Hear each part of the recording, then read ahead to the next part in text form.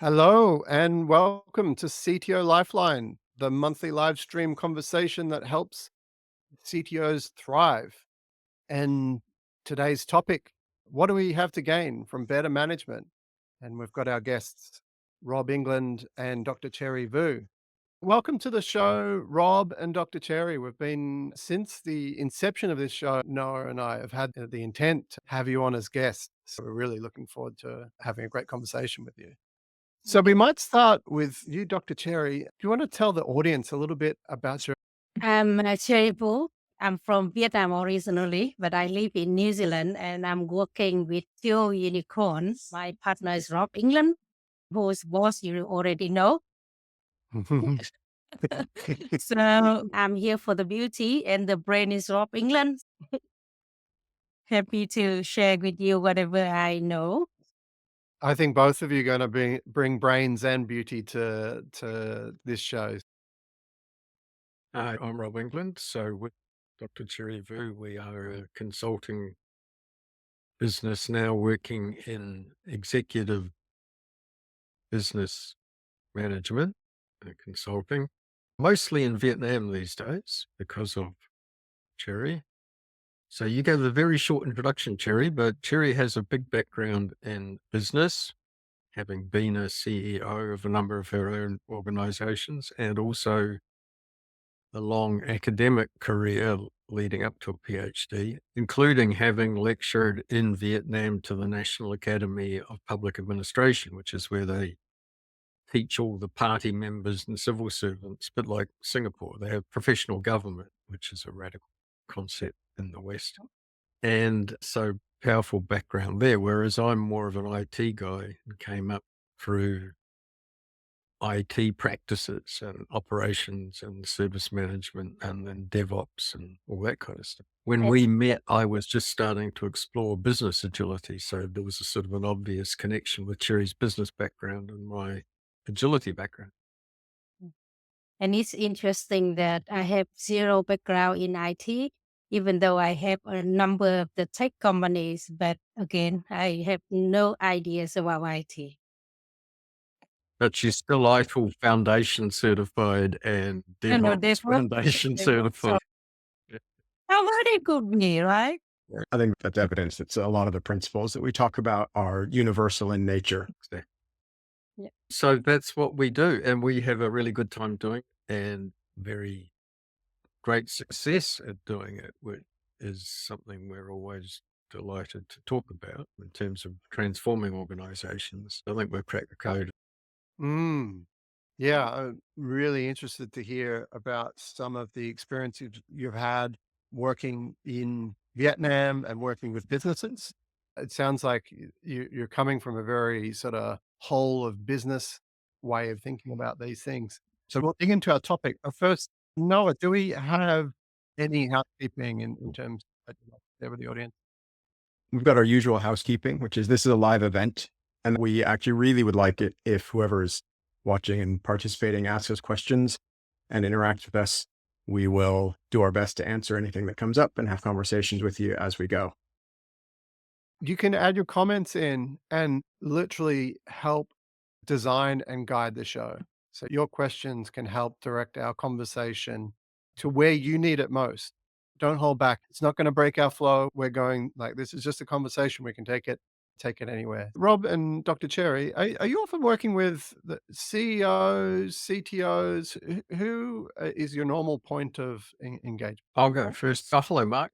Mostly these days, CEO/owner level in Vietnam, but historically, a lot of CIO level working in IT as a domain. I think we work at higher level, but mostly and the industry that we have from bank to financial to advertisement to factories and treatment or any sort of industries. We cross All wide over the roads place. all over the Yeah. place. I have tried to bring it full circle and contextualize everything we've developed and written back into an IT context. I did the Mahi, put together a framework in IT terms of how what it looks like in our world.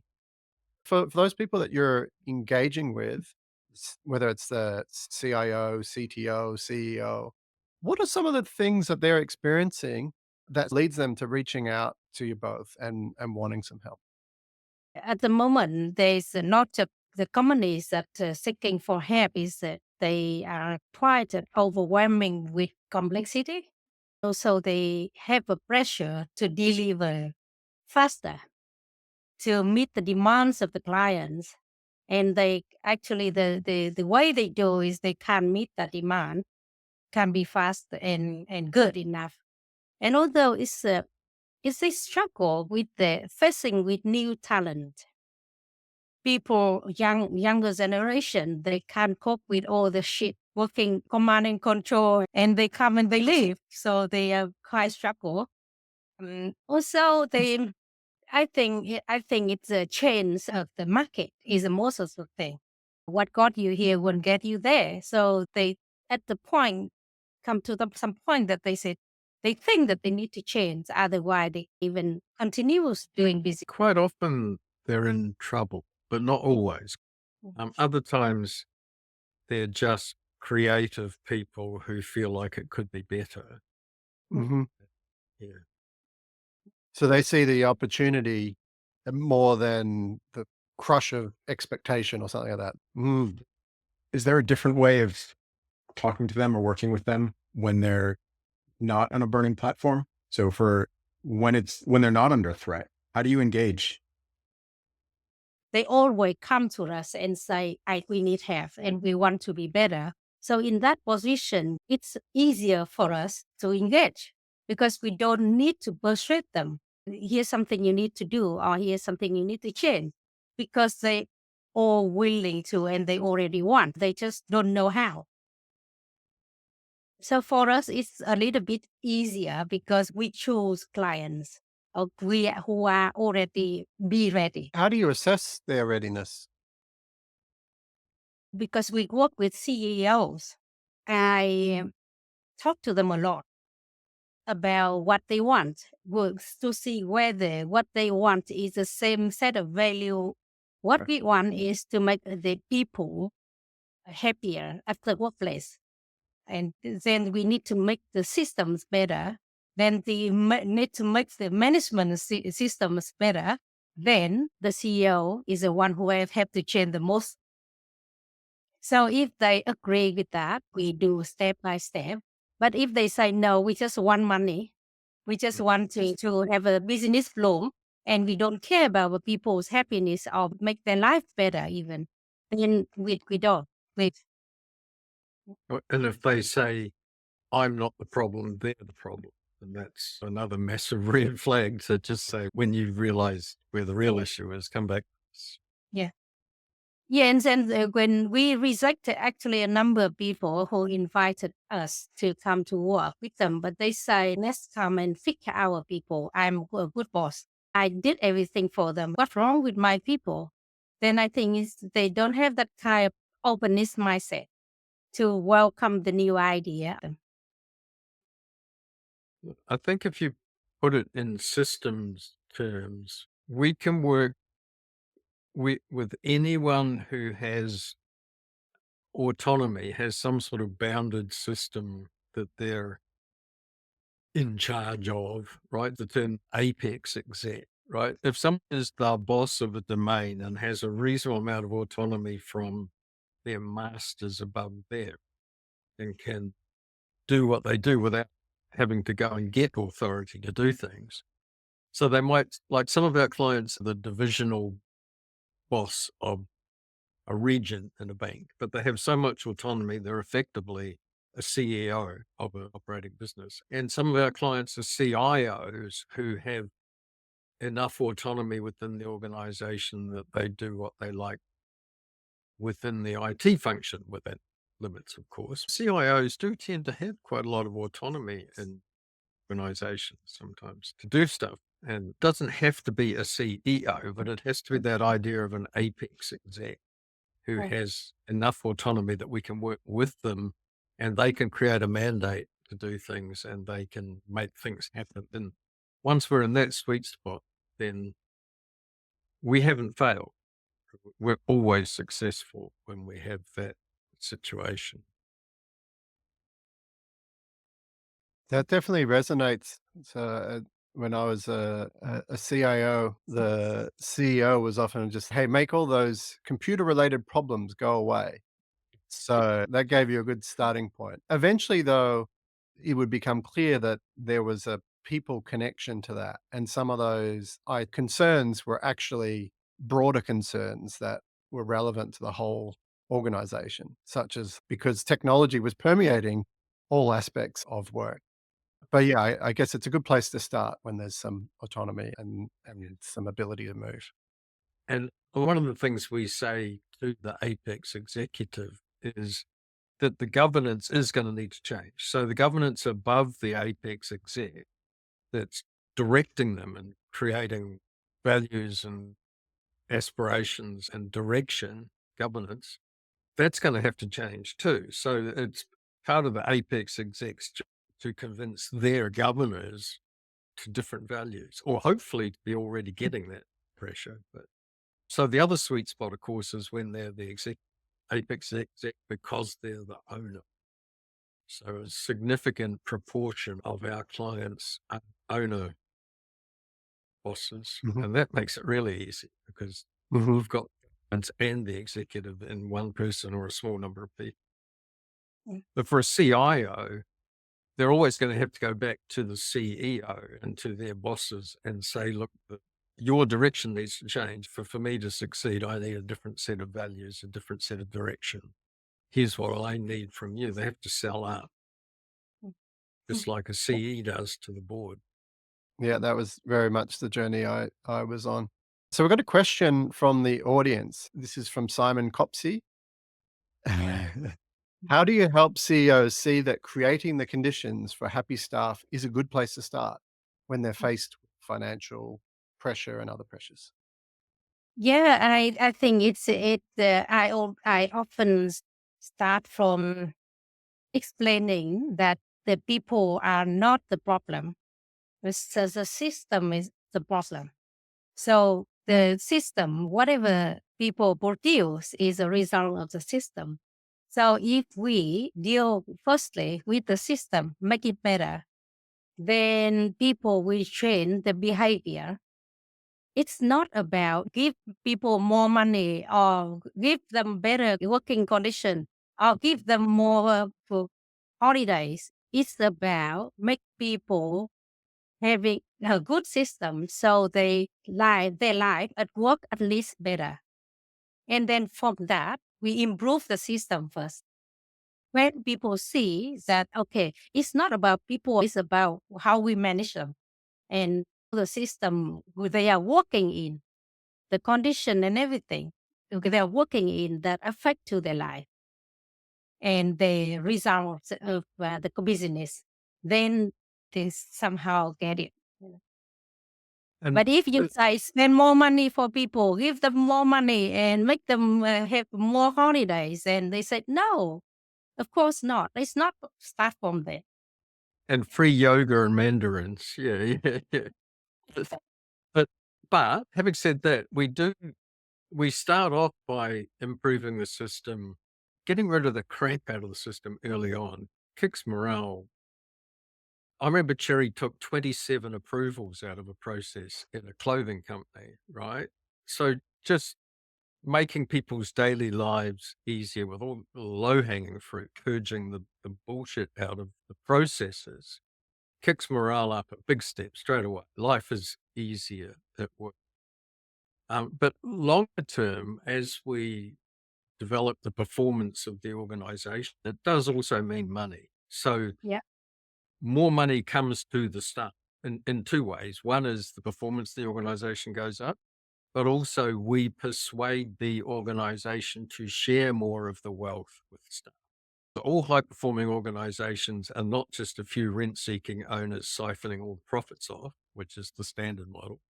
They're organizations where more of that profit goes back to the staff, and we persuade the shareholders that it's not a limited pot. We're growing the pot. There's more money for shareholders and more money for staff. that we profit share. I think it was Corporate Rebel did some research and reckoned that about 20% is a good rule of thumb. 20% of the benefits, the profits should be going to the staff, not the shareholder. So one of our clients gives 33% of profit to share with all their staff. I imagine that as you remove waste from the system, there's more profit to go around. Yes, waste, but even more the above the line, even more the amplified performance, the higher revenues. And the main thing we unlock in organizations is not 10% reductions in waste, it's doubling of revenues. We don't get percentages, we get multiples. And like some of the bank units, they met annual quota within 1, 2, 3, 4 months. I can give you some example of how much people gain after changing. So one client that we did have last year, their profit increased 80%. That's So astounding. it's incredible. They cut a lot of business that's not profitable, and they transforming totally from big companies to a very high function and lean and quickly to adapt with the market. We just got the CEO came to New Zealand to visit, and she's very happy with the result. Yeah, nobody can foresee it. We know that it will be better. We know that we can make more money, but we can't imagine that number. Mm-hmm. That's what we can't imagine. Yeah. Mm-hmm. And do you feel like many businesses will have that sort of inefficiency in there? Oh, yeah. But a lot of low hanging fruit. Uh-huh. I would say yes. And it's the same everywhere. It's nothing special to Vietnam, right? I Yeah. was pondering this just yesterday when I was talking to Anthony Orr in a different conversation, and just about every organization I've ever been in, with remarkably few exceptions, is crap. The culture's crap, the processes are crap, the resources are crap. They're all ramshackle would be the word I'd use. And it just does my head in that they function at all. It's Richard Cook. I'm not surprised that your system failed. I'm surprised it ever worked at all. Hmm. And am I right? And so, yeah, the low hanging fruit is just extraordinary. The money's on the table. So but that's all the organizations you've worked with. And most of the organizations I've worked with, and probably most of the audience I've worked with. Is there something fundamental about the approach that we take to business that leads to this? I think it just good old 20th century management is the Yeah. problem. Okay. I think problem of being aware of who we are at the moment and be able to relearn and unlearn is hard.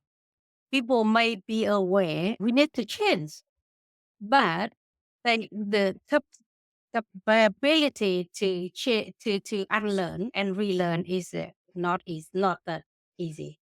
Can I just dig in a little more? When you talk about 20th century management, it's a term I see used often pejoratively, but also often without an explanation of what that means.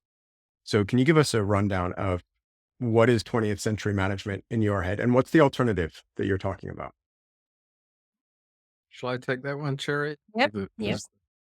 As the theorist. I Um, empower you to do so. I feel empowered. So there's all sorts of ways to categorize it. There's theory X versus theory Y, McGregor, right? So theory X is that people need to be forced to do anything, and theory Y is they can be invited. Or it's alpha versus beta. So alpha as in male, power structured, and beta as in stereotypically feminine, empathetic, collaborative. It's scientific, it's Taylorism, that people need to be told how to do their jobs. And it's Breedmanism. It's all the money should go to the shareholders. The purpose of a company is greed. All of those are different sort of aspects of what I'd call command and control, 20th century. management. You have to make people do work. And everyone's steeped in that. The MBAs teach them that. That's what their bosses did. That's all the behavior that they've observed coming up through work is that's what managers do. Managers tell people what to do. Managers are smarted by the fact that they've been given a title and therefore know more than the underlings, their reports, their subordinates. It's all in the language, right? That you report to your superior who will tell you what to do. That whole paradigm is just baked in, right? So let's say that is all that some of the people in the audience today have ever experienced. And they didn't like it when they were employees. They didn't like it when they were team leads. They don't really like it as managers. And now they're in a position where they could bring about change, but they don't know what to change to. What is the alternative? You say you've had great success with alternatives, but what actually is it? Can I say something? What need to change? I think it's the leader or manager have to change from command to and control to trust and enablement. Give the condition for people to thrive. Not if you are a good leader, you should let people lead, not leading people. It's the first thing I think we need to change the mindset, shift the mindset from command to and control to empower people. And also people, I think I reckon that the whole organization and the mindset is to make a plan, very fixed plan, and then just follow it. Just plan once and execute it. And I think it's a really big problem. And especially people in the tech world, they think of tech will solve every problem of the organization, but it's not. So they need to shift from tech focus to human focus. Feels like there's a bit of that going on around the world, isn't there? There's absolutely a movement afoot. And so we're not inventing any of this stuff, right? One of my titles is chief researcher, right? I spend a lot of my time just learning and observing and falling and synthesizing this stuff together. We've had a couple of insights of our own, but mostly this is just us tapping into the zeitgeist. It's really starting to rock until certain recent political decisions may have put things into reverse for a while. I always talk about how humanity moves forward, 2 steps forward and 1 back. That's just, but the trajectory over time is positive. Humanity does actually advance, but I think at the moment we're in a one. It's a term that I'm starting to use, and we just have to survive the 1 back, and then we can start moving forward as a society.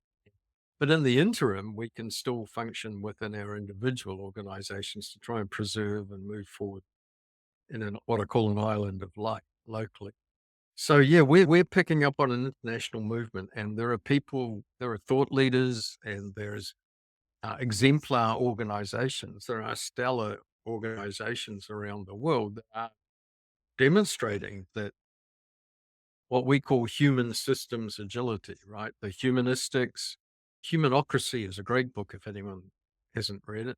So the humanistics, the understanding of systems and complexity and and all of that stuff, and adaptability and agility and the necessity for traveling light and quick. And all of those sort of concepts are a worldwide movement, as you say, Daniel. Absolutely. We're just tapping into the modern thinking.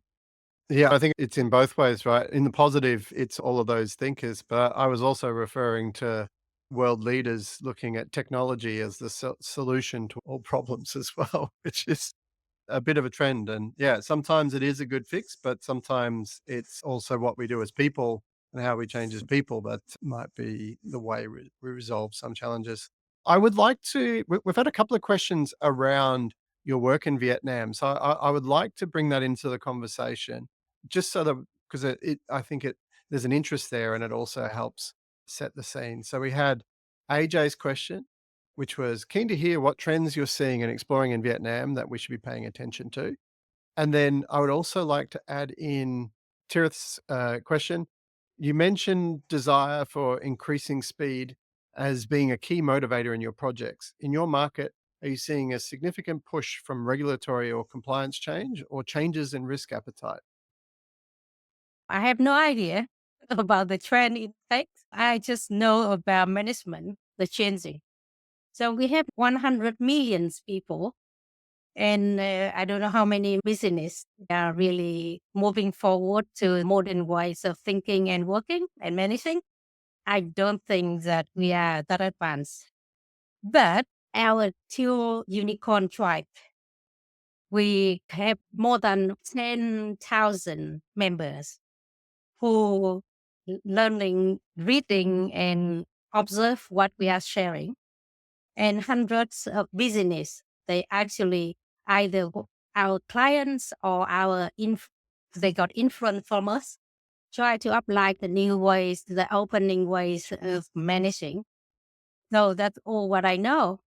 And since we brought the ideas of business agility into Vietnam, the government, the media start talking about being agility, business agility. And we are quite happy to listen to the language that we are talking in the media. People talking about it. So they more open, more willing to learn rather than keeping the command and control and the Like an answer to AJ's question then is there's a trend towards more open management that you guys are either partially responsible for, riding the wave of, or influencing, but that's There's still, increasing. And we'd significantly benefit from adopting similar things yeah, locally and in other places. there's still a minority though. As Cherry said, there's 100 million people in Vietnam. Yeah. And we've found 10,000 of them. I would still say the majority of organizations, and Cherry got called a dangerous woman on one of the big CEO. Oh, congratulations. Yeah, Yes. It's I was going to make a badge. I was getting around to make a badge for her. They called me a dangerous woman who brought the terrible idea to destroy business in Vietnam. Yeah. So Nice. You've got their So attention. I think it's still a minority that are getting it the better ways. Definitely a minority. We're still leading edge. I don't think we can dispute that. And but the Vietnamese market is a really vibrant. I think the West, certainly New Zealand, is in a funk and is, I would say, flat on its ass, whereas Vietnam is rocking and really vibrant. And so that is motivating a lot of organizations to do things and to have to move ahead and to want to and to be progressive. Whereas in New Zealand, I feel like people aren't even interested in innovation at the moment. It's very hard to even propose the idea of innovation. So I feel that difference between the two countries in terms of trends. Just based on the success you're having in Vietnam and the feedback you're getting about the increased revenue, the increased profits, it sounds like a lot of the organizations that you work with and that you help out will be in a position where they're able to outcompete traditional approaches. And so at some point, attention has to be paid, because if they don't, they're going to struggle to survive. Yeah. Yep. I think most of I can see that when, I don't know whether it's a Vietnamese or not, but when they start, they always get the result. And compared to New Zealand, I think the change compared to clients we get in New Zealand, the phase of change is not that fast, I would say. I don't know whether low hanging fruit in Vietnam or they are more open to the change. I don't know. Can't make a conclusion. No, I think we are working with a minority in Vietnam, so we possibly just haven't been lucky in New Zealand. Haven't had that sweet spot that we have in Vietnam. I do think there is the potential here with the right leaders to do the same things. It's always the leaders. So for me, what was very enlightening is working with a bank. They've got hundred and something autonomous divisions, and Cherry's worked with 40 or 50 of them. Boom, they rocket up the league table within the bank to be the top performing regions and make all this money. And yet, more than half of those divisions, the old men running them are like, not how you run a bank. I'm not doing it. There's freaking tea on the table, and they're still going, no, it's not right. It's unnatural. It's very enlightening to me that in a bank, which is so driven by greed, it's just greed as an industry, banking, right? And yet, these bosses won't have a bar of what Cherry's trying to sell, even though their colleagues in an identical division are rocking it and bringing in millions. Mm. I had a similar experience moving from Malaysia to New Zealand. And I feel like we talk about systems, right? I think there is something about the population density and various other characteristics of the countries. Malaysia, for instance, very entrepreneurial, lots of family established and family run businesses. So people got invaluable experiences really early on in their lives, sometimes in their teen years. And I feel like all of those aspects helped create a competitive environment where people were looking they're looking for an edge. They're looking to if they could try something different, then they'd give it a go. So yeah, there are definitely those pockets here in New Zealand as well. I think it's a country with amazing potential. I see it each day, but I also see some of that challenge that you've described as well. Do we feel like we fully answered Tira's question? So he was really wanting to know the motivation. So I think we've talked about some of the influences. So when your customers come asking about speed, what is it that's pushing them to see more company success, or is it external factors? Sorry, I didn't get the question. Sorry. I was just testing to see if we'd covered all of Tira's question Yeah. from earlier around the key motivation.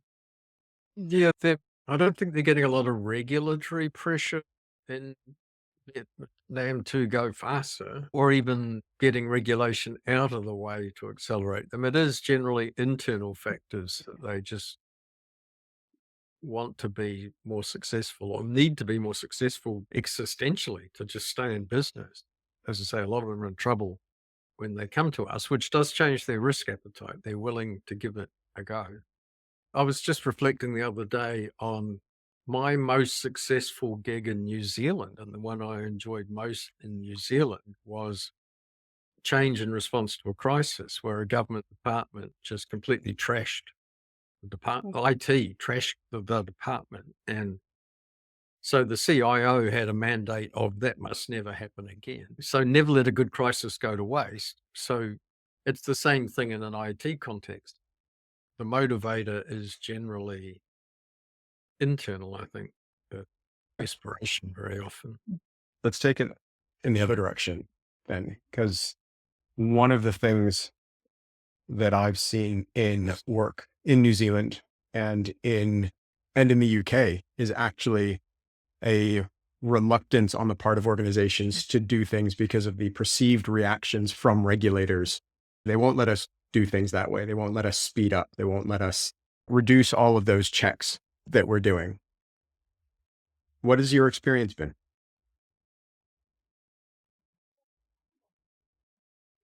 In Vietnam, it's a bit weird, isn't it? That there isn't a lot of real regulation.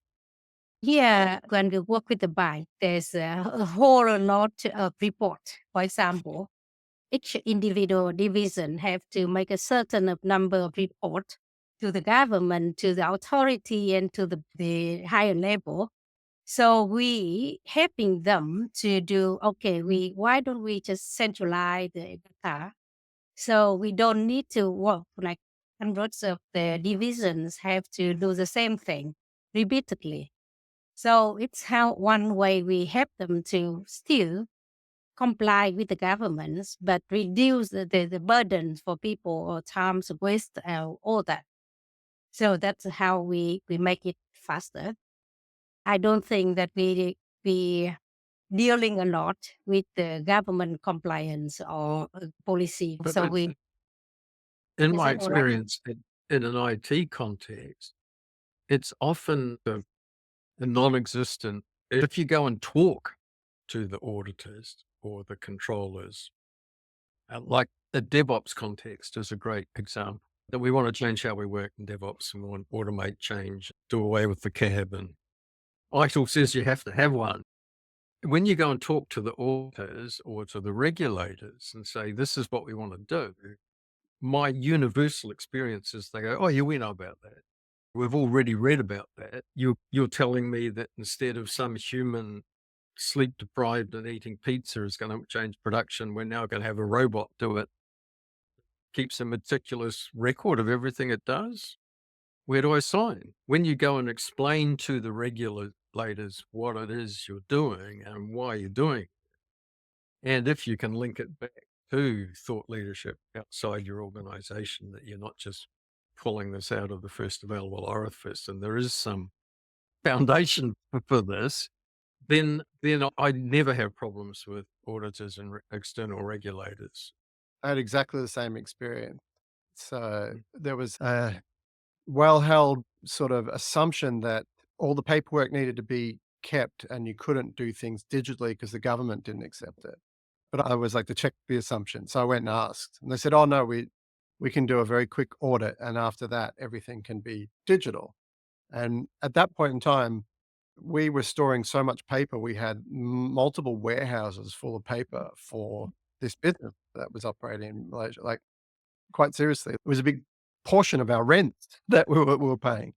So just by challenging that assumption, and I imagine it's similar when you talk about the 20th century work Mm. practices. There's a lot of those work practices which are purely based on an assumption of that this is the only way you can do it.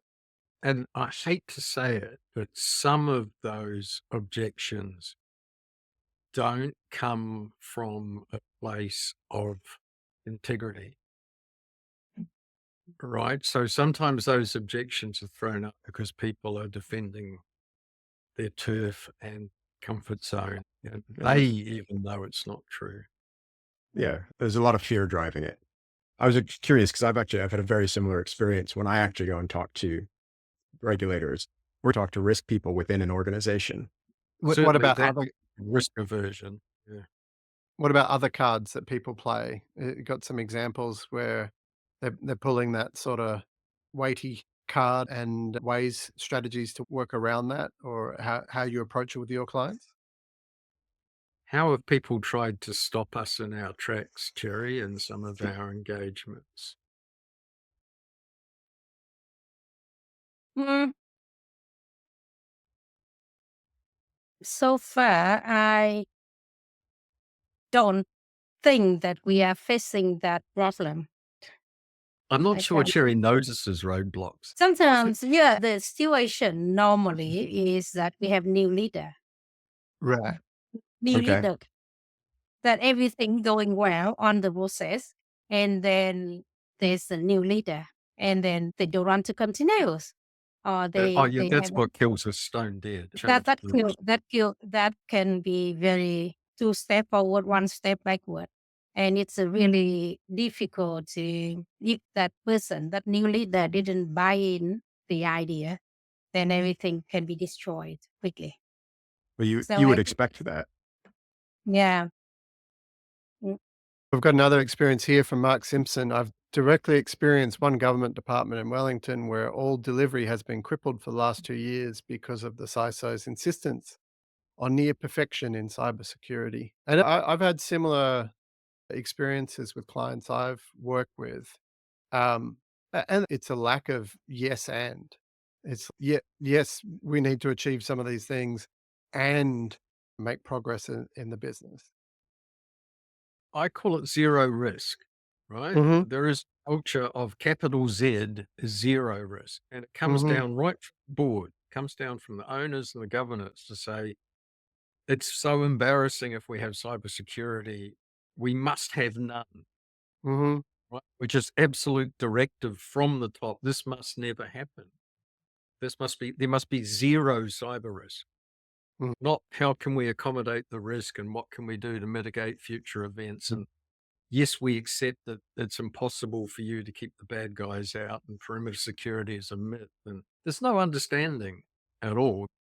And Mhm. so it is a blanket, unreasonable perfectionism. But it doesn't come from the cybersecurity guy. It comes from the board. We will fire you if there's a cybersecurity event. The trend in response to it has been like the risk appetite statements and things like that, but, they don't seem effective enough at changing people's behavior. Yeah. Especially in government, right? In Wellington, we call it the Dominion risk, Mhm. right? Which is the risk of being in the Dominion, the daily paper. And boy, if you have a cybersecurity event in government, public response, the media response is totally unreasonable. It is humiliation and attack and fury and total. The public has an expectation of zero risk on government for cybersecurity. So Mhm. it's coming from the ultimate governors of the government. That must never happen. We will absolutely go berserk every time a government department has a cybersecurity. There's Mm. no reasonableness in the public perception. It's interesting. I've also noticed there's a misalignment across all the people who are working on mitigating those risks. Like when I ask them, not everyone is even aware that they're trying to mitigate a reputation risk. And it's quite misguided in terms of the actions that they're taking, because what you might take to reduce reputation, yes, you would like to reduce the probability of cybersecurity issues, but there's other things that you want to do. Maybe have a good PR agency available because you can't protect yourselves 100%. If I can be wildly cynical, a lot of cybersecurity events are not existential risks. Hmm. So you lost some data.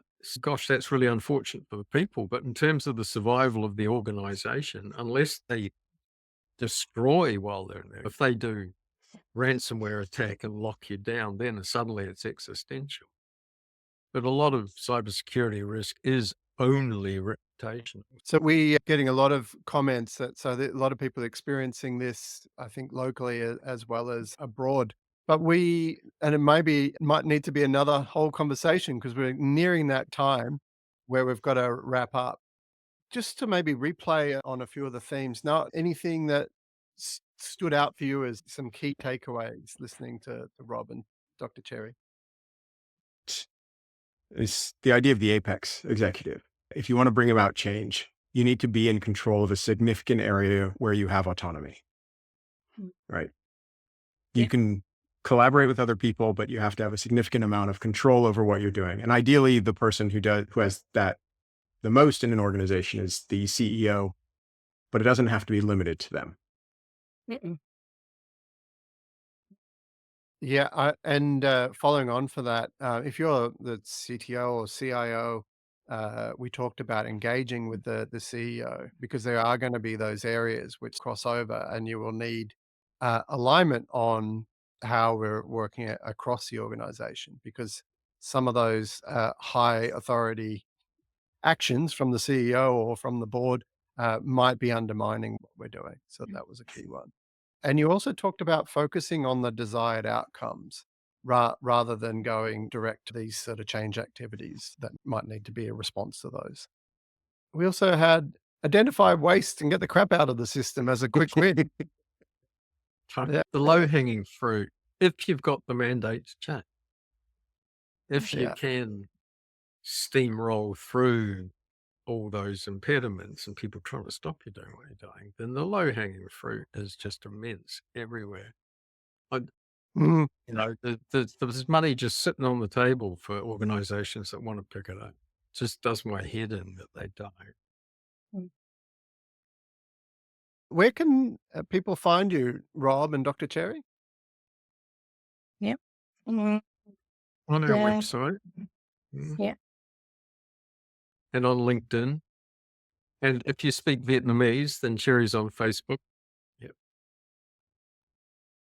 Excellent. Definitely. So Rob's a great follow on LinkedIn. Shares, I think he mentioned a few of things he shared recently on there. Yeah.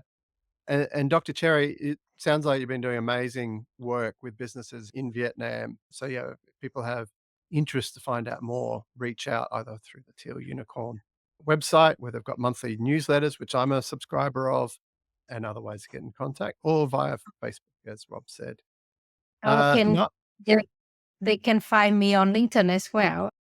you might get an explosion of engagement on LinkedIn. We call it the CTO Lifeline bump. Hey, Oh, Noah, where can people find you, Noah? So for people who we're thinking about going on this journey, actually, but aren't quite sure where to start and aren't sure that they're ready, I offer coaching.